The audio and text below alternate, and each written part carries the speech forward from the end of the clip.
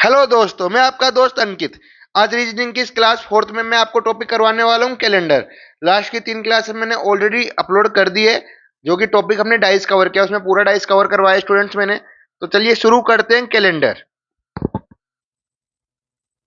तो सबसे पहले कैलेंडर। तो स्टूडेंट्स आपको पता है कैलेंडर काफी पूछा जाता है, यूपीएससी में भी क्वेश्चन आते हैं, एसएससी, इनफैक्ट बैंकिंग में भी काफी क्वेश्चन आते हैं इससे रिलेटेड। चलो शुरू करते हैं स्टूडेंट्स। तो सबसे पहले लीप ईयर क्या होता है। देखिए नॉर्मल ईयर में आपको स्टूडेंट्स पता है कि 28 डेज होते हैं। कितने डेज होते हैं नॉर्मल ईयर में? फेब्रुवरी के अंदर 28 डेज। तो टोटल साल में कितने डेज होते हैं? 365। वहीं लीप ईयर की बात करोगे तो फेब्रुवरी में 29 डेज आ जाते हैं, एक दिन बढ़ जाता है, और टोटल कितने डेज हो जाते हैं? 366, क्योंकि एक दिन इंक्रीज हो गया। अब देखो लीप ईयर का रूल क्या होता है। सबसे पहले आपको कोई भी ईयर दे दिया जाएगा, जैसे मैं एक एग्जाम्पल के लिए ले लेता हूँ स्टूडेंट्स, 2024। मुझे इसको पहले आइडेंटिफाई करना पड़ेगा स्टूडेंट कि लीप ईयर है या नहीं है। तो देखिए अगर ऐसे कोई भी ईयर आपके पास आए तो आपको कुछ नहीं करना। जो लास्ट की 2 डिजिट है, जो लास्ट की 2 डिजिट है, इसको 4 से डिवाइड कर देना। किससे कर देना स्टूडेंट्स? 4 से। जैसे आपने 4 से इसको डिवाइड किया, ये कट रहा है पूरा पूरा। हाँ, तो मतलब ये लीप ईयर है। तो एग्जाम्पल एक और देता हूँ, 2027। ये बताइए स्टूडेंट, ये 4 से, ये 4 से नहीं डिवाइड हो रहा पूरा पूरा, तो ये लीप ईयर नहीं है।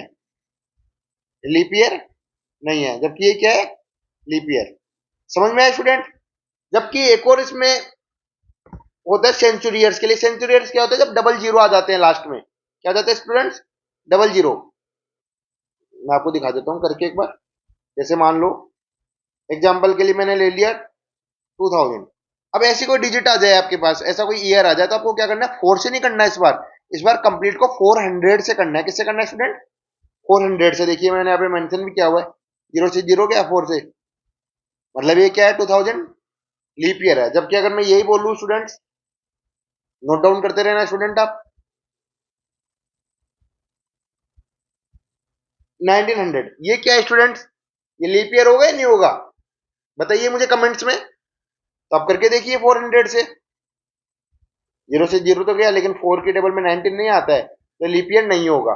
तो सिंपल सी बात है, अगर सेंचुरी ईयर है तो 400 से डिवाइड करके देखनी पूरी डिजिट को, और नॉर्मल ईयर मतलब है तो उसकी आखिरी 2 डिजिट को 4 से डिवाइड करना है। उससे आपको पता चल जाएगा लीप ईयर है या नहीं है। होप तो आपको समझ में आएगा। कुछ एग्जांपल्स भी मैंने यहाँ पे नोट डाउन किए हैं स्टूडेंट्स, देखिए आप। 2024 28, जबकि 1900 नहीं है, 2000 है। समझ में आए स्टूडेंट्स आपको? अब देखिए मैंने कुछ क्वेश्चन डाले हुए हैं, तो चलो मैं आपको फर्स्ट क्वेश्चन करवाता हूँ। वही चीज है लीप ईयर। अब यहाँ पे आपको 4 ईयर दिख रहे हैं, इनमें से लीप ईयर कौन सा है? 1800 से करके देख लीजिए आप। यहाँ पे करता हूँ, 1800 को 400 से करूंगा डिवाइड, नहीं हो रहा है, ये लीप ईयर नहीं है। बी ऑफ ए नहीं होगा। 1900 भी नहीं होगा, क्योंकि अभी मैंने करके दिखाया ऊपर, ये देखिए 2000 होगा। मैंने करके भी दिखाया था आपको, कट रहा था, तो इसका आंसर क्या हो गया? सी।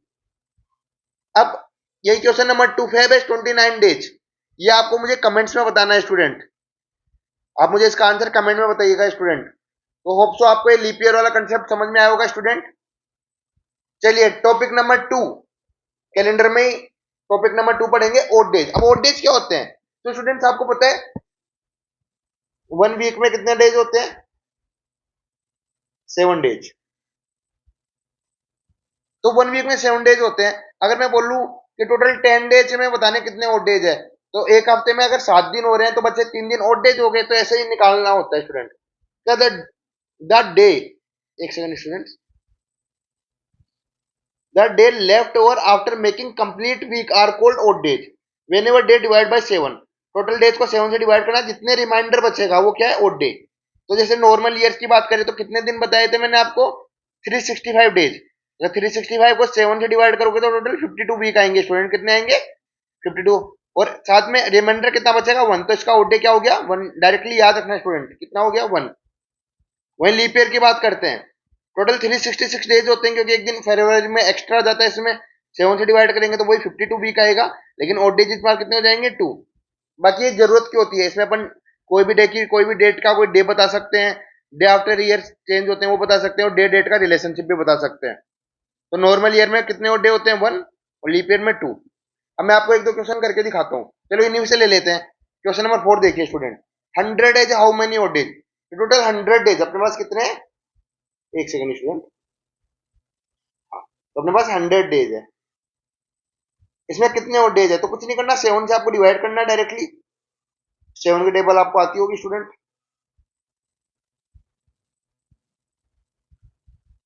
कितने वीक आ गए पहले ये वीक से बताइए मुझे स्टूडेंट। तो टोटल 14 तो वीक्स आ गए और 2 और डेज, तो और डे कितने हो गए? 2। ऑप्शन देखिए, इसका आंसर होगा बी। क्या होगा स्टूडेंट? बी। ऐसे 250 का आप मुझे कमेंट में बताना है स्टूडेंट। होप सो आपको ये वीडियो समझ में आई होगी। नेक्स्ट वीडियो के अंदर मैं आपको रिलेशनशिप बताऊंगा, जो डायरेक्ट ट्रिक्स के ऊपर डायरेक्टली जो क्वेश्चन पूछे जाते हैं। तो ये आपको होप सो कंसेप्ट समझ में आया होगा। लाइक कमेंट सब्सक्राइब करना मत भूलना स्टूडेंट, अपने फ्रेंड्स को भी शेयर करिए। Thank you students.